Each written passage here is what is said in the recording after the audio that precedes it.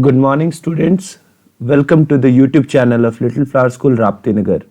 I am Amit Kumar, your computer science teacher, and this video lecture is your 23rd video lecture for class 12th A and 12th B. In today's video lecture, we are going to discuss few topics like constructor, its definition and purpose, parameterized versus non-parameterized constructor, default versus non-parameterized constructor, class members and instance members, passing values to main, which is also known as command line argument, some manipulation with characters, integer promotion, recasting, unexpected result, and multiple assignment to same variable. So these are the topics that we are going to discuss today, starting from constructor itself. So let's see what is a constructor. Now we have studied in our junior classes that constructors are special methods.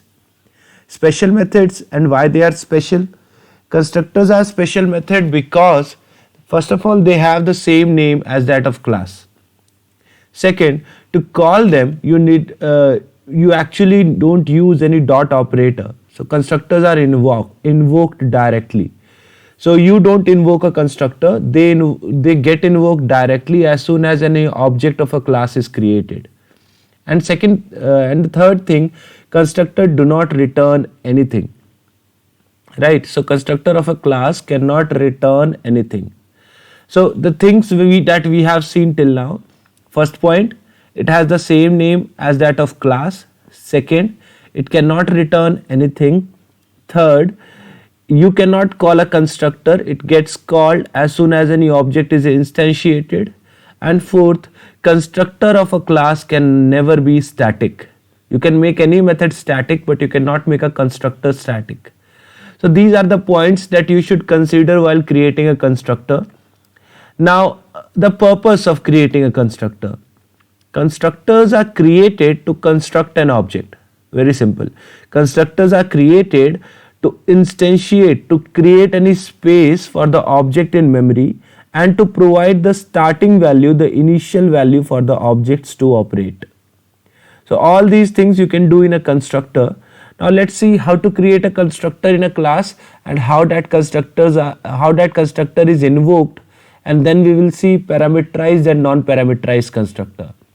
So let's create a program. We are going to create a very simple program, so the name of the class is also simple.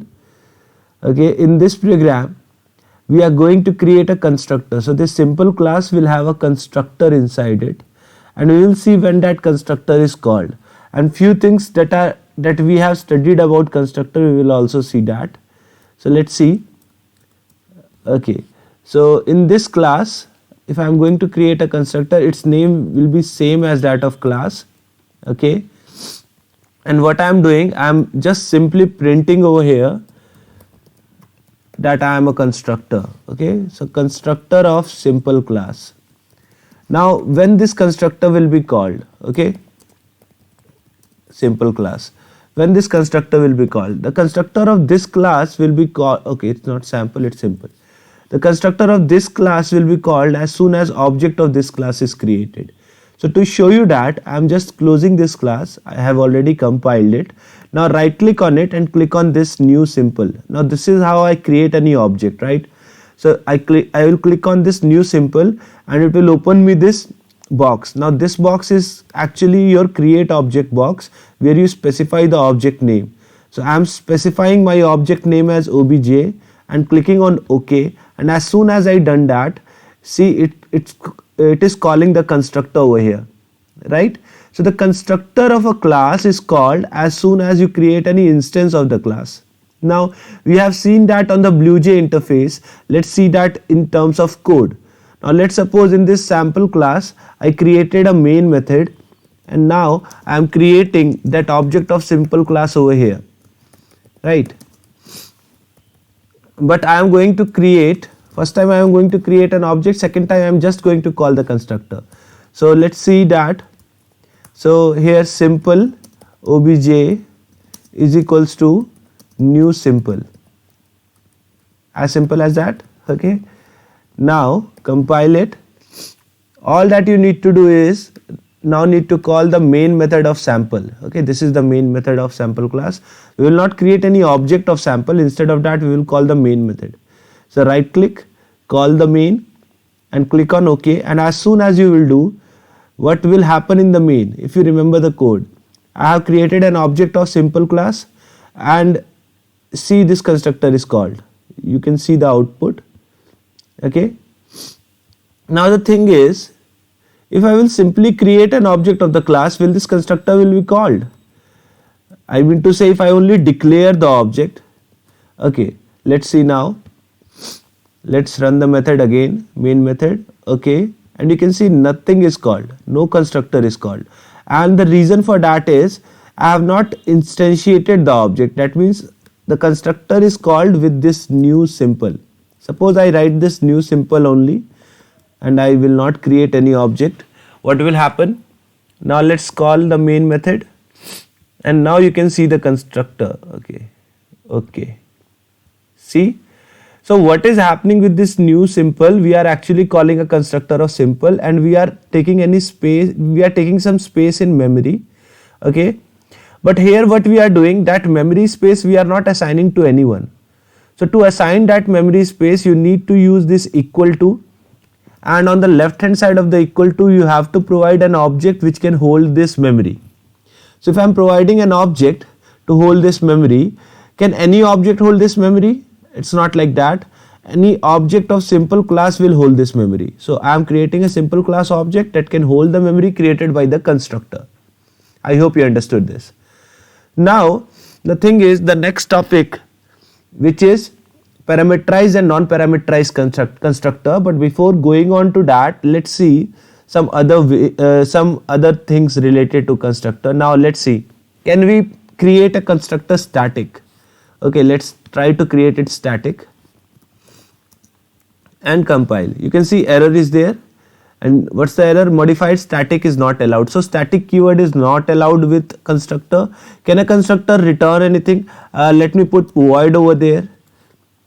Okay, can you see that? It's no compilation error. Actually, the statement says constructor cannot return anything, not even void, but with the latest version of JDK, which I am using JDK 8. So I think JDK 7 onwards, we can write void over there. But with the earlier versions of Java, the Java version which you are studying, Java 5, in that version, even if you will write void, it won't accept. But let's see, can it return integer? Okay, so let's try to return integer value. Return 0, let it be, and let's compile. So it compiled also. Can you see that? No issues, it's returning value. So we studied that constructor cannot return anything, but in your BlueJ, if you are working on the latest version, this can be an issue. This can be an issue raised by you. Like I have created a constructor and I tried to return value from it and it was returning that value. Okay, so now let's call this constructor. Okay, there is an error in the code. I have to pass an okay, no, it's fine. So let's compile. Oh my god. Okay, and let's run. Okay. Now you can see constructor is called.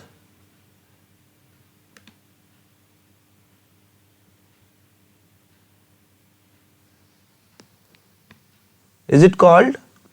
I was printing something in the constructor. Was it calling it? Can you see? No, it's not calling it. What was the reason? Let me remove this return statement. Okay, this one also. And let's compile it again and let's run it again. Compile and run. So now you can see constructor is called. So what was happening? Actually, when I even write int over here and return the value, it was not showing any compile time error. But even in that case, it was not a constructor, right? It was not showing any compile time error, but it was not a constructor that time, and hence it was not calling this. Okay, I hope you understood. So what it was calling that time? So in that case, if it was not a constructor, it was a simple method. So even in that case also, suppose it was a simple method, int, let's return something over here, and let's see one more time. If it was a simple method, okay, if it was a simple method, it was not a constructor, and we were compiling it, this line was not showing any error because we are calling a constructor and there is no constructor in the class. So the solution I will tell you about it, but it was not a constructor, and to prove that, okay, just to prove that, I am creating a constructor over here. Okay.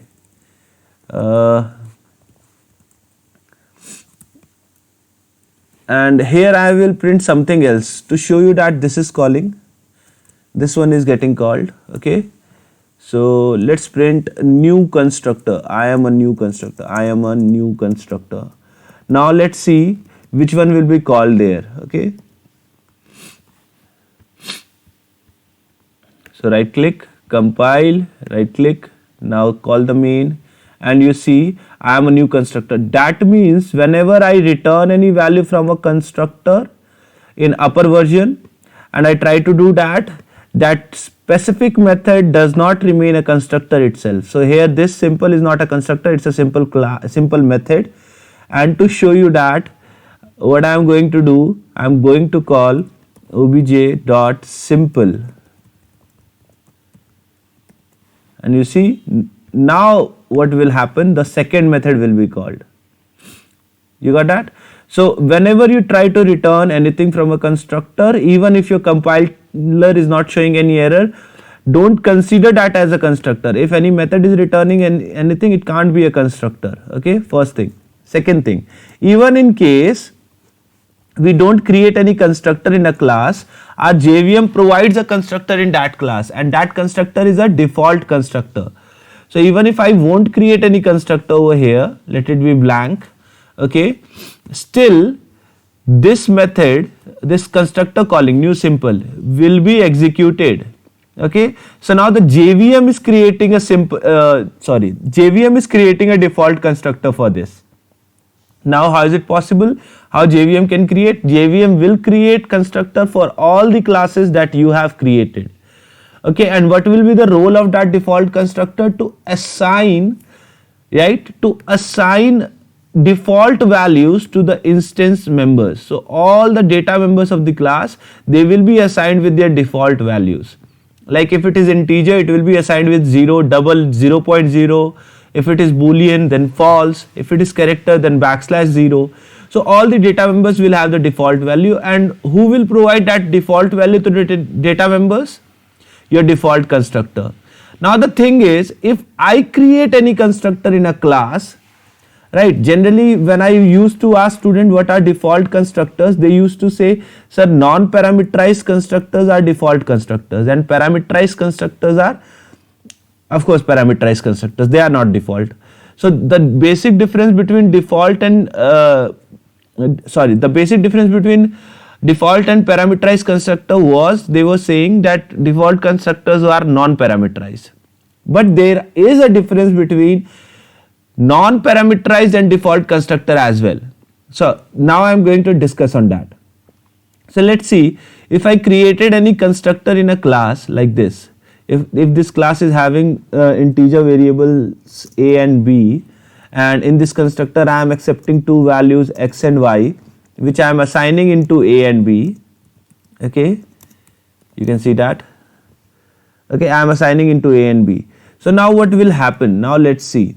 I created a default I created a parameterized constructor in this class, and now let's see this statement when I compile. You can see an error over there, right? Constructor simple in class simple cannot be applied to given type. The reason is I am not passing anything. That means I am calling a non-parameterized constructor over here. But the error is coming because there is no non-parameterized constructor. So as soon as I will create a parameterized constructor in a class, the class will forget the default constructor created by JVM. So in that case, I have to create a default constructor as well. Okay. Now see, now if I will compile this, it won't be an error. So if you have created a parameterized constructor in a class, first of all, your JVM will forget the default constructor.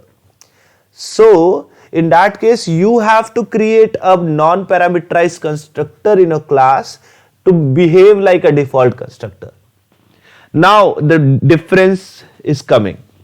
Let's see. So any constructor created by JVM is a default constructor, and any constructor created by B without any parameter are non-parameterized constructor. So what is the difference? Default constructor of JVM will always assign the data members with the default values. But my non-parameterized constructor which I have created can do anything whichsoever I want it to do. For example, we know default values of A and B are 0 because A and B both are integer, but I am assigning A is equals to 100 and B is equals to 200. And here I am creating a show method to print the value of A and B. Okay, just to show you, system.out.println. Now first of all I will print value of A and then value of B. That's it.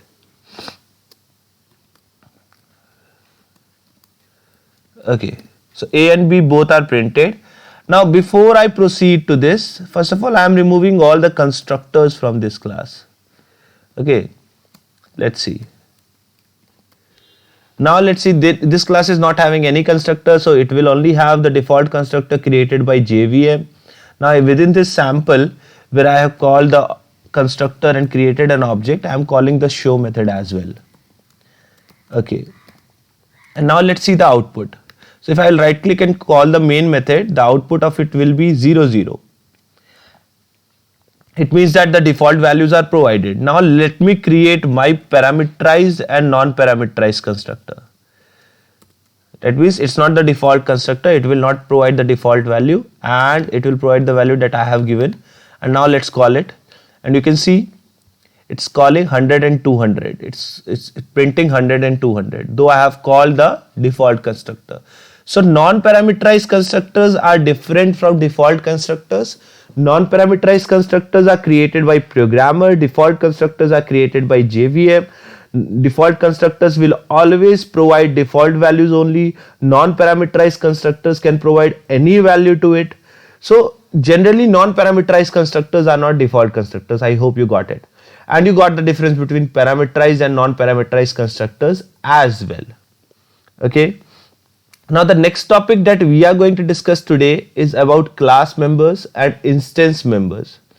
Though we have already discussed about static keyword in our previous tutorial, and there I have told you if any data member is assigned a static keyword, then that data member will have a common memory space for all the objects of the class.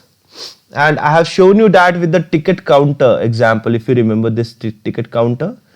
And I made this ticket, first time I made this normal and then I made it static. And when I made it static, then only it was sharing all the copies, right? If you remember the previous tutorial. If you haven't seen that one, please go through it. So what are instance members and what are class members? So all the static members of a class are class members. Like if a variable is static, then it is a class member. If a method is static, then it is a class member, because to access it you take the name of the class. But all the non-static members of a class are instance members, because to access them you have to create an instance of the class or you have to create an object. Okay, so that's the difference between class members and instance members. So let's see the points that we have to discuss today. So we have discussed constructor, definition and purpose, parameterized versus non-parameterized constructor, default versus non-parameterized constructor, and class members and instance members. Now the next topic to discuss is passing values to main. And this statement is also known as command line argument. Now I will tell you why it is known as command line argument by running the program on the JDK environment. But before that, let me show you how you can pass values to main. So for that, definitely we have to create a main. So I am creating a class CLI. Okay, it should be CLA, right? Command line argument. Let it be. And here I am creating a main method. Okay. Okay, so you know whenever we create a main method, the main method has string args as parameter. You got that? Okay, so I am passing this parameter only. But how can I pass this parameter? So let's see. This is a string array. Okay, this is a string array. So when I am going to call this main, the BlueJ will open this method called dialog box where I have to pass the string array. You can see these curly braces over there.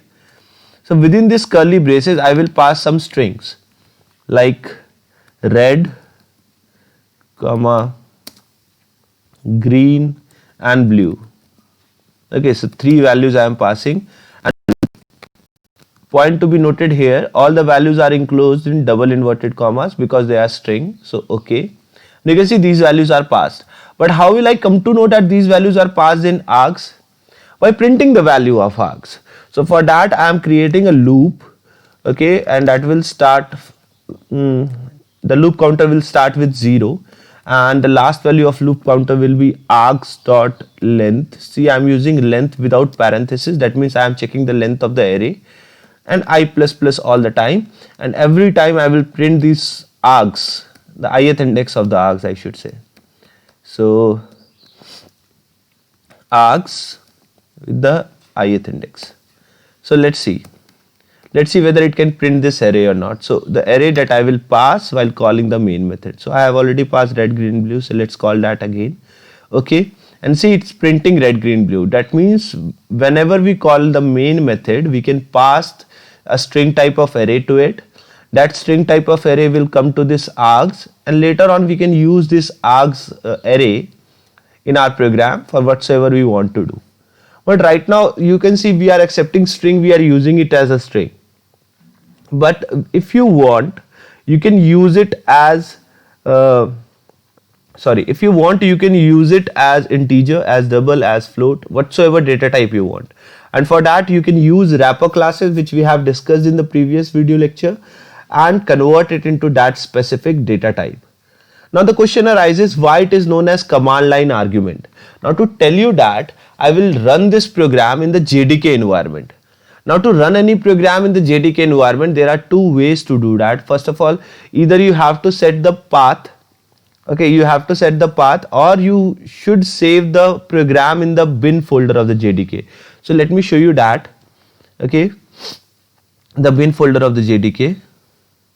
Fine, so I open this. Now let's move on to C drive. Now within the C drive, you can see there is a program files and there is a Java folder. Sorry, program files. There are 2 program files actually if you are working on a 64-bit operating system. So you have to check in which program files Java folder is there. So this Java folder you are looking for, and within the Java folder there are 2 folders, JDK and JRE. So inside this JDK folder there is a bin folder. So let me tell you the path one more time. So you can see the path over here. In the program files there is a Java folder. Inside this Java folder there is a JDK folder. Now inside this JDK folder there is a bin folder. Now in this bin folder you can see 2 programs or 2 applications. Okay, this is the first. Let me show you both the applications together. So the first application is Java C and the second application is Java. Now what are these 2 applications? They are Java compiler and Java interpreter. Okay, and we will use this compiler and interpreter to execute and to compile our program. But the thing is, this compiler and interpreter are part of this bin folder, and these applications cannot be recognized outside this bin folder. So one of the best solution to run the Java program is to save the Java program inside this bin folder, and this is the solution which you will follow while you are working in your lab. The reason is, in your lab you are not having administrator privilege. If you are having administrator privilege, you can set this path and you can save your Java program anywhere in your system and you can compile and run it. So to make the thing shorter, what I am doing, I am going to create the program and save it here itself, okay, in the bin folder. So how to do that? Okay, to do that, first of all you need a notepad or any text editor. Now here you have to create the program. So I'm actually increasing the font size so that you can see whatsoever I will type, and then I will create the program. Okay, first of all I will create a class, let it be sample, and I will create the main method here. So public static void main, okay, string args, and then I'm going to, okay, let me print this args itself. First of all, I'm going to print this args. Whatsoever I have done on that blue J, I'm going to perform the same thing over here. Okay, and then let's see how the output is going to come. And here in this loop, we are going to print the value of args, and that's it. So args and ith index. So program is ready. We are going to save this program with the name sample itself in the bin folder. So go to the program files, go to Java folder, go to JDK bin, and give it the same name, sample.java. One precaution I'm telling you, whenever you are saving like that, try to keep your whole program name along with extension inside double quotes, because sometimes while saving from notepad, though you are providing .java extension, still it saves in the txt format. So it's better to provide the whole name inside double inverted commas and save it. Okay, it will ask administrator privilege.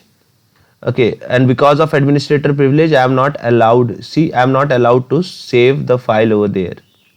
Okay, so I cannot save in the program files Java folder, JDK here, and the bin. Okay, fine. Here I am not able to save the file. You can see that. You would like to save in the documents folder. Instead, contact the administrator to obtain permission, right? You don't have permission to save in this location. So definitely when you don't have any permission like that, what you will do? So the next thing that you can do is setting the path. Let's see whether we can set the path. Copy. Now we need to go to the my computer. So for that I'm opening this PC, and in the this PC section I'm going to right click and click on properties. I hope it would allow me to do that. Okay, so in this Windows version I am not having administrator privilege. Now once this PC properties is open, go to advanced system setting, and in the advanced system setting you will have environment variables. Now inside this environment variable there is a path section. Okay, you can see that system variables. Go to the edit. Now inside this path, right, we have to edit a path, right? Inside this path you can create a new path for that. Okay, and you can paste the path.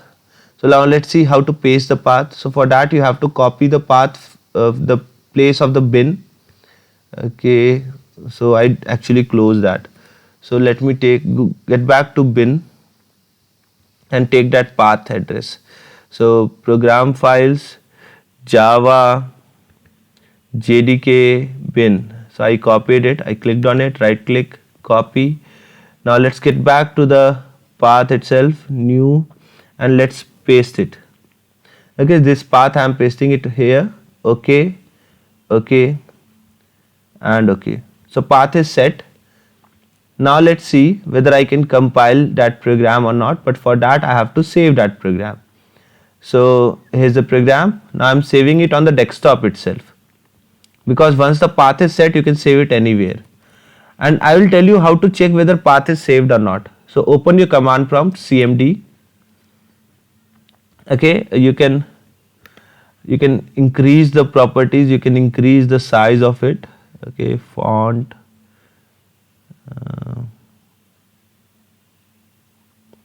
okay, Lugida console, and 24. I think it's fine. Now how to check whether path is set? Type this command, javac. If you remember, this is a Java compiler. After entering the command, if you see a table like that, it means that your command is ready. Okay, now we need to go to the desktop. Okay, so cd, okay, desktop is not there, cd,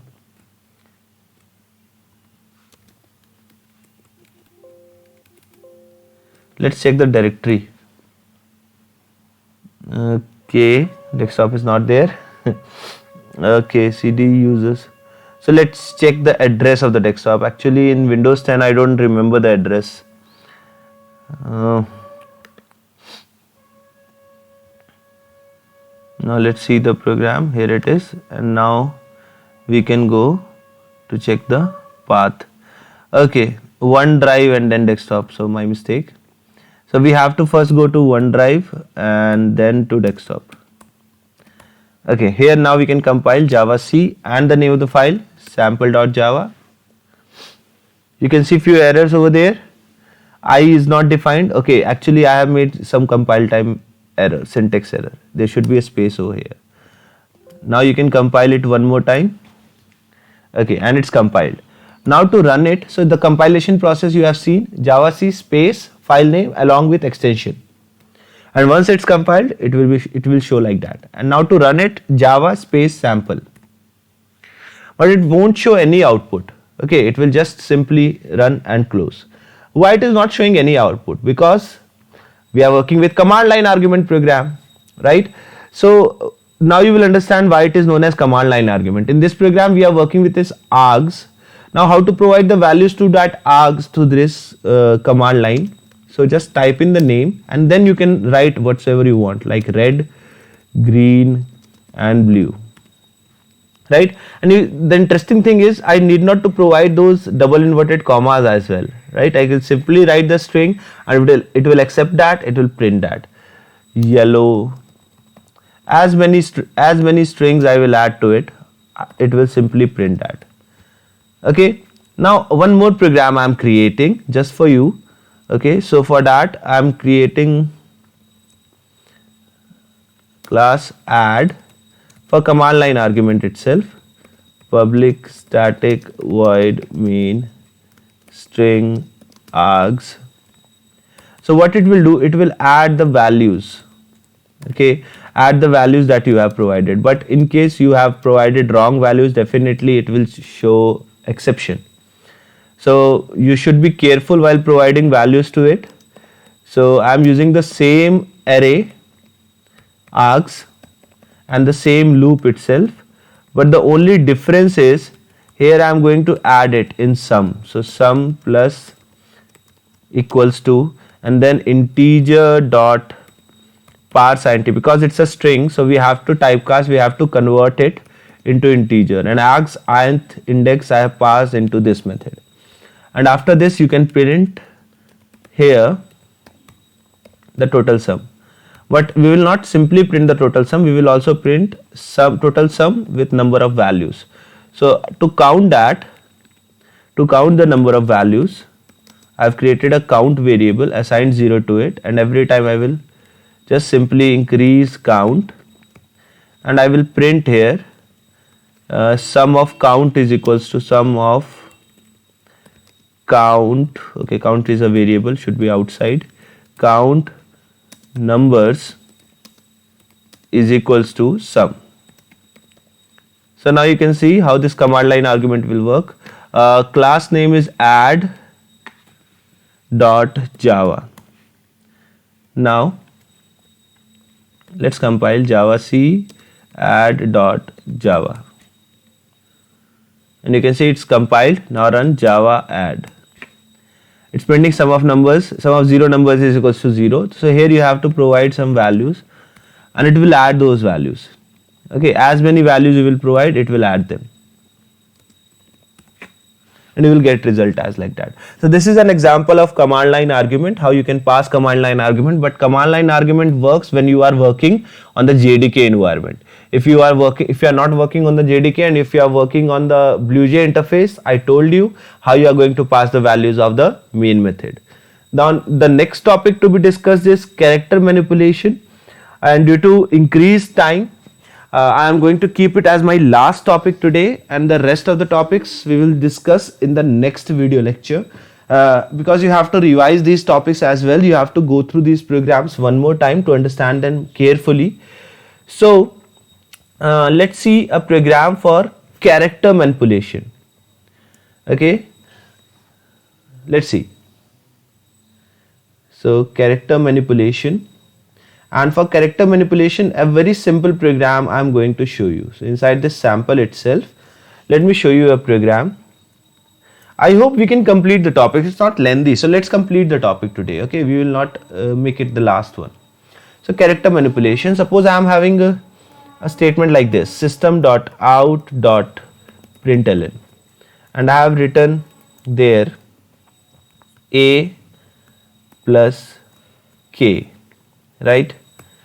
And I have created one more statement like that, and there also I have written ak, but the only difference is in the second one I have used single inverted commas. Now let's see what will be the difference between them. So in first sight it seems to be ak as output, but let's see what's the output of this program, and then we will discuss why. So the output will be ak and 140. Okay, of course not AK 140, it's AK in one line and 140 in another line. But why it is printing 140? And this is what you have to be careful about while working with characters. If you are simply adding the characters, right, and this is an error which I found many times students are committing. Let me tell you one more place where you do that. But if you are simply adding the characters like that, it won't make them string. It will actually add their ASCII values and print the sum of their ASCII values. Like ASCII value of capital A is 65 and of capital K you can calculate, but when you will add it, it will come 140 itself. Now one more place where you commit such errors is while printing patterns. I have seen students while printing patterns, they commit such errors. Suppose A is equals to 10, okay? And while printing I have written like this because I want to print a space along with A, so I printed like this. So not like this, like this. So that space I am printing within single inverted commas, and then I want to print A one more time. Let it be. So A separated by a space. So 10 should be there separated by a space, but output would be something else. So let's compile and let's run this program and see what output you get. 52. And now why so? Why you are getting 52? 10 plus 10, that is 20 plus space, and ASCII of space is 32. So that will make it 52. Okay, so if you want to provide a space like that, that should be in double inverted commas, then only space will be given, otherwise ASCII of character will be added. So while manipulating with characters, make sure whenever it treats with the ASCII value, okay, and whenever you want to treat it to be a string, use double inverted commas. So this is what you should be careful about. Next topic is integer promotion. Now we know there are different integer literals in programming. Like for that we are having different data types as well. Like we are having byte, short, int, long, 4 different data types to deal with integer. And the difference of these data types is about the size and range of each data type. Like byte stores from -128 to 127.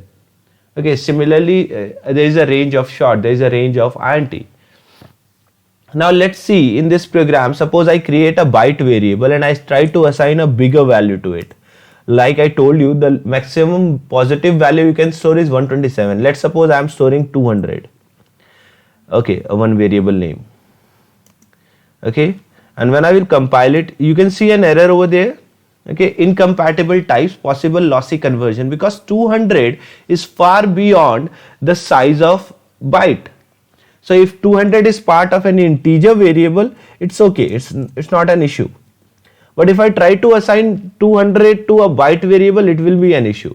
What if I try to assign I to A? If I try to assign that, again it's an issue.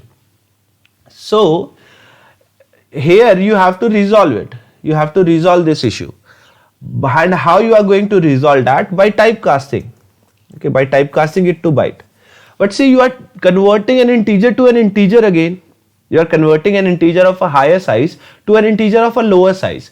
This is known as recasting, because you are again casting into the same type, but only the size is changed. So this is recasting.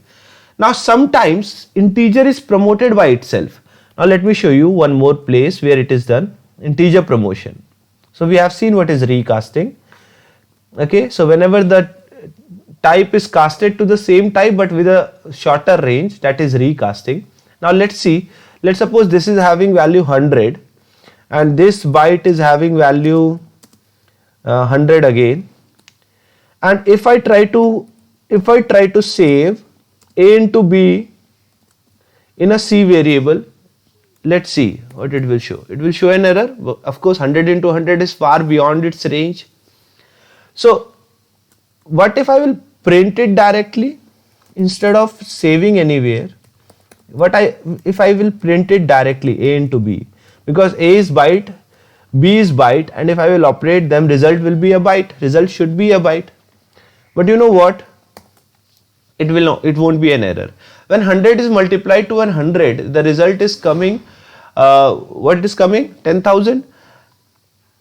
So this 10,000 value is far beyond the range of byte. But when I am operating them a into b and I am not storing in any byte variable, the JVM will realize that the product is coming far beyond the range. So the result which is coming is automatically typecasted to integer, and that's why it's not showing wrong value. So this type of promotion is known as integer promotion. So you have studied recasting, you have seen integer promotion. Now the next topic to discuss is unexpected result range. And unexpected result means, now let me show you this unexpected result, and I will show you this with byte. Okay, for that I am creating a loop with byte variable, assigning 1 to it and going up to 100. Okay, fine. And let's print the value. So system.out.println, and let's print the value. Fine. Compiled, and see the output. This output is fine. It's not an issue. So it will print from 1 till 100. No issues at all. But in case if I am printing less than 120, less than 128, okay, let it be. Let's see the output now. Less than 127, I should say. Less than equals to 127. Okay, now let's see. Oh, I closed the BlueJ. Sorry for that. So sometimes it happens. Fine. So now let's see. Let me show you the code one more time. So I am printing from 1 to less than equals to 127 with a byte, incrementing all the time, and let's see the output of this. So okay, it's not ending, right? It's an infinite loop. Though I have given a condition over there, still it's an infinite loop. Now to stop it, you have to come over here, you have to reset, and then only it will stop. Okay, the terminal window, and now you can close it. But why it was coming an infinite loop? Let's see the code. And let's realize, and let's first see what is the range of byte. We know the range of byte is from -128 to 127. Okay, so that means if I try to assign a value greater than 127 to a byte, what will happen? Okay, it will go within the range circularly. Okay, that means after 127 it will not go to 128. In fact, it will go to the negative side. Okay, the smallest one, -128, and I will show you that here itself. So what was happening, that you can realize with this. Suppose I assign 127 to it and I try to print it. Okay, no issues, it will print 127. Okay, but what if I increments the value and then I try to print it? No, don't worry, I haven't closed. It's there. Now let's see the output. It's printing -128. It's not printing 128, in fact it's printing -128, and that's what I was telling you. So this is the range of byte. If you will try to increment the value beyond the range, it can't do that. So it will just simply move around inside the same range. So after 127 it will go back to minus 128, and which is definitely less than 127. So that condition will be true. So from minus 128, then minus 127, then minus 126, it will keep on incrementing, and finally it will reach 127, and then again when it will increment, it will go back to minus 128. That means every time the value will always remain less than 128, and hence it will keep on printing it infinitely. So this is an unexpected result, and this is because of the range of the data type. So be aware when you are working with the range. Okay, and the last topic that I want to discuss today is multiple assignment to same variable. So these all things are given in your Sumita Arora book, and we are discussing the topics from there itself.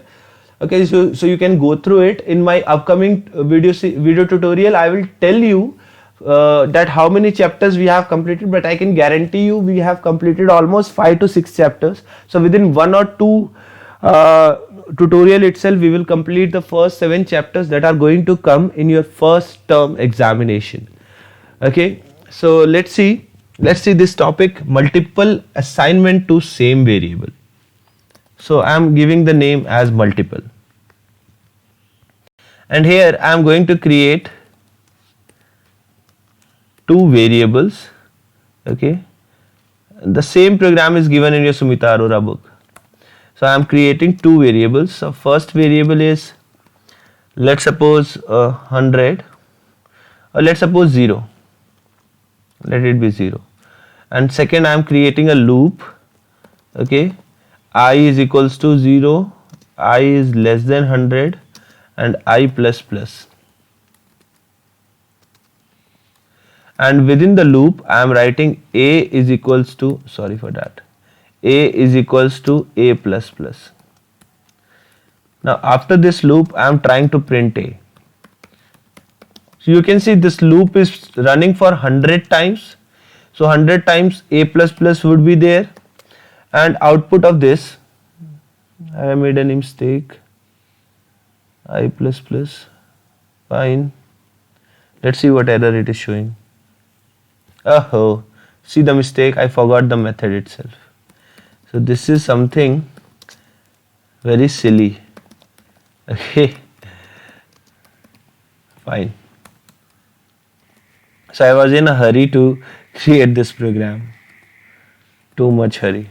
Okay, now compile it again. It's compiled, and now let's see the output. We would be expecting the output. Okay, have I printed any output? Yes. We would be expecting the output to be 100. Let's see what's the output there. 0. Can you see that? Actually, A is being incremented 100 times, still it is 0. The total difference is of this plus plus. Okay, let me run this program one more time with this, without this A plus plus. Instead of that, I will use plus plus A. And let's see the program now. Okay, so it's 100 now. So the thing is, earlier it was post increment. So let's run it one time, you will realize it. So first time value of A is 0. Because of this post increment, current value of A, that is 0, is assigned to A. So which will be 0 itself, and temporarily A will be incremented because we have already assigned to A. So every time A will be incremented temporarily, but before incrementing that, it will assign 0 to A. So finally value of A will remain 0 itself. So in multiple assignments like that, okay, I would suggest you always use A plus plus, or the other way is always use pre-increment operator. Okay, so this was your multiple assignment. Now it's giving correct output. So what are the topics that we have discussed today? We have discussed about constructor, its definition and purpose, parameterized versus non-parameterized constructor, default versus non-parameterized constructor, class members and instance members, passing values to main, command line argument, character manipulation, integer promotion, recasting, unexpected result, and multiple assignment to same variable. So these are the topics that we have discussed today. So that's it for today's video lecture. I am Amit Kumar signing off on the behalf of Little Flower School Rapti Nagar. Hope to meet you in the next video lecture. Till then, thank you and have a nice day.